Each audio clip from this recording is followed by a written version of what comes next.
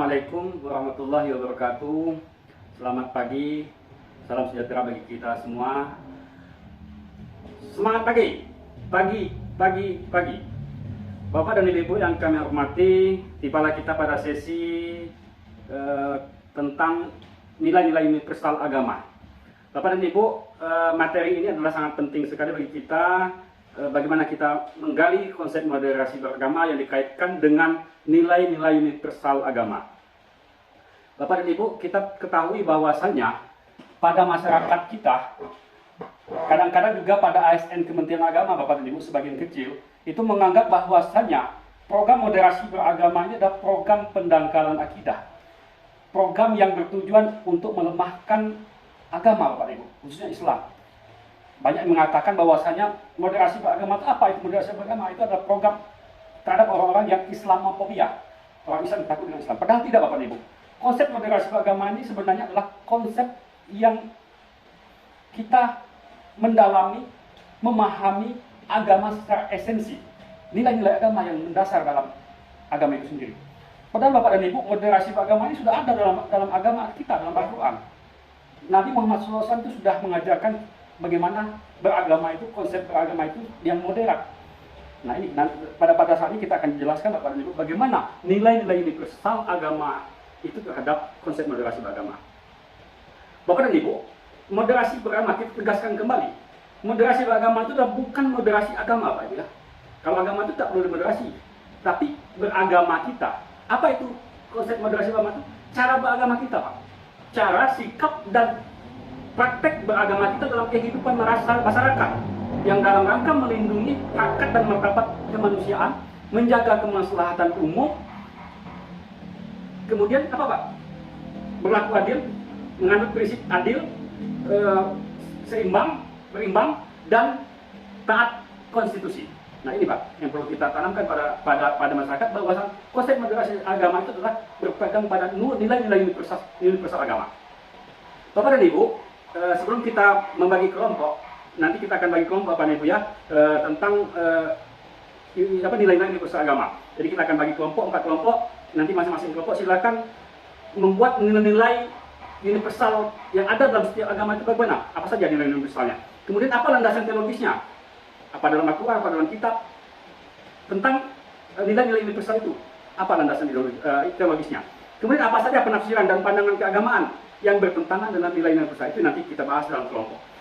Bapak dan Ibu, setiap agama itu punya esensi, Pak.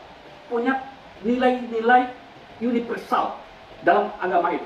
Apa saja nilai universal seperti dalam Islam, Pak. Dalam Islam itu ada menjaga hakikat dan martabat kemanusiaan. Kemudian ada menjaga kemaslahatan umum. Kita tahu Bapak dan Ibu, moderasi beragama dalam konsep agama kita, agama Islam, Pak. Kita contohkan agama Islam. Itu ada dalam Al-Quran, Pak ya. Wa kadzalika ja'alnakum ummatan wasata. Umatan wasato itu adalah umat yang pertengahan, umat yang tengah. Apa arti wasato ini, Bapak dan Ibu? Arti wasato ini adalah tengah-tengah. Tengah-tengah, Pak ya. Tengah-tengah, adil dan terbaik. Jadi umatan wasato, umat tengah-tengah. Ada yang yang mengartikan adil, ada yang mengartikan umat yang terbaik. Yang pertama, umat yang tengah-tengah, wasatiyah. Kita beragama itu harus berada di tengah-tengah. Kenapa? Karena kecenderungan masyarakat, kecenderungan umat dalam memahami agama itu ada namanya kutub ujung sana, Pak, kutub kiri, ada namanya kutub kanan, yang ujung kanan. Ada yang ekstrim, ada yang liberal. Ada yang ekstrim itu Pak itu menganggap agama itu kaku, menganggap agama itu kaku, menjalankan agama itu kaku, tekstual.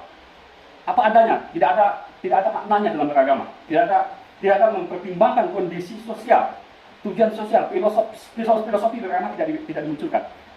Begitupun sebaliknya liberal itu beragama terlalu lepas, Pak, tidak dia berpegang pada dalil-dalil agama.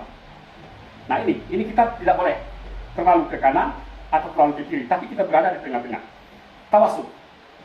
Bapak dan Ibu, dalam moderasi beragama itu, dalam posisi moderat itu ada 3, Pak. Ada 3. Ada yang namanya moderat pemikiran. Apa moderat pemikiran itu? Moderat pemikiran itu pemikiran yang moderat, yang berada di tengah-tengah. Tidak, dia berupaya menggabungkan antara pemikiran tekstual. Karena apakah? Karena banyak yang menafsirkan penafsiran kitab Al-Quran atau As-Sunnah itu tekstual. Ada yang kontekstual, yang melepaskan teks tapi dia mengambil konteksnya. Itu juga tidak dibenarkan. Maka dia menggabungkan. Tawasul itu tengah-tengah itu menggabungkan antara tekstual dan kontekstual. Pemikirannya tidak sempit, pemikirannya luas, pemikirannya fleksibel dalam pemikiran. Kemudian yang kedua, dalam gerakan. Bagaimana moderat dalam gerakan? Moderat dalam gerakan itu melakukan penyiaran agama, dakwah keagamaan itu tidak dengan kekerasan, tidak dengan kekerasan Bapak, tidak dengan pemaksaan, tetapi melaksanakan dakwah gerakan agama dengan baik, dengan kemanusiaan, dengan nilai keadilan, dengan nilai tawazun, keberimbangan. Jadi itu yang kedua. Kemudian yang ketiga, moderat perbuatan. Bagaimana moderat perbuatan ini? Dia tidak membenturkan agama dengan budaya lokal. Tetapi bagaimana agama masuk, berasimilasi, mempengaruhi budaya itu, tapi tidak menghancurkan budaya Bapak. Tidak mengkonfrontasikan antara agama dan budaya, tetap menghargai budaya lokal. Bagaimana budaya lokal ini tidak bertentangan dengan nilai-nilai agama, dimasuki Pak, diasimilasi. Nah ini adalah perbuatan moderat dalam arti perbuatan. Bapak dan Ibu, tadi kita katakan bahwasannya dalam beragama itu ada nilai-nilai universalnya. Apa itu nilai universal? Sama Pak, semua agama. Yang pertama adalah menjaga harkat dan martabat kemanusiaan. Semua agama Pak ya, semua agama itu, agama Islam, Kristen, Katolik, Buddha, Hindu, Konghucu, itu pasti ada konsep menjaga harkat martabat kemanusiaan. Tidak boleh kita menghina orang lain, tidak boleh kita menzolimi orang lain, tidak boleh kita merugikan orang lain. Bagaimana kita menghargai nyawa manusia, bagaimana kita menghargai jati diri manusia, itu adalah konsep menjaga harkat dan martabat kemanusiaan. Makanya Pak, ketika ibadah dalam suatu agama ada yang perlu diperhatikan dalam peristiwa kemanusiaan, itu yang lebih dahulu adalah peristiwa kemanusiaan. Umpamanya kita sedang sholat di pinggir sungai Pak, ada yang tenggelam, pasti kita batalkan sholat kita dahulu, kita selamatkan orang yang mau tenggelam, yang hampir mati Pak. Kenapa? Karena kita menjaga harkat dan martabat kemanusiaan. Itu yang pertama. Kemudian yang kedua adalah menjaga kemaslahatan umum.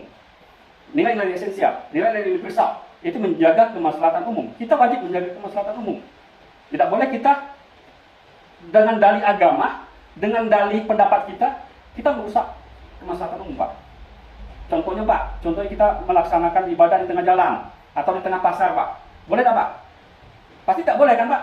Kenapa? Karena itu mengganggu kemaslahatan umum. Jadi tidak boleh mengganggu kemaslahatan umum. Itu prinsip dalam keagamaan. Kemudian adil Pak. Adil dan berimbang. Bagaimana kita bisa berlaku adil dan berimbang? Harus kita berada di tengah dulu Pak. Maka perlu tawasul tadi Pak, perlu kita moderat. Kita harus berada di tengah-tengah terlebih dahulu, baru bisa kita berlaku adil dan berimbang. I'tidal dan tawazun. Semua agama pasti Pak, pasti mengajarkan prinsip keadilan dan prinsip keberimbangan ini. Karena itu harus kita berada pada posisi di tengah-tengah itu, baru bisa kita berlaku adil dan berimbang. Kalau kita memihak Pak, pasti kita tidak berlaku adil Pak ya. Tapi kalau posisi kita berada di tengah-tengah, pasti kita bisa melakukan keadilan. Kemudian yang kelima, taat konstitusi. Kita tahu Bapak dan Ibu, kita bernegara ini adalah kesepakatan Pak. Ada konstitusinya. Nah ini harus kita patuhi Pak, wajib kita patuhi dalam konstitusi kita. Nah ini Pak, nilai-nilai universal dalam agama. Kalau kita kita tanamkan dalam diri kita nilai-nilai universal ini dalam beragama kita, maka ada 4 indikator Pak yang ada pada diri kita.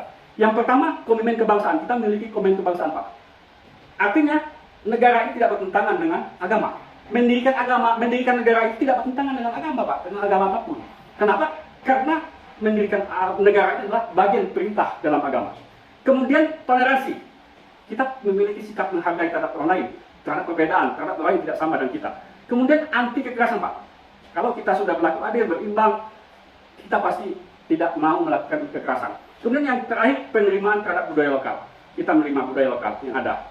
Tidak boleh kita pertentangkan dengan agama. Kenapa? Karena memang agama itu tidak harus dipertentangkan dengan budaya-budaya yang ada pada masyarakat kita di Indonesia yang sangat majemuk.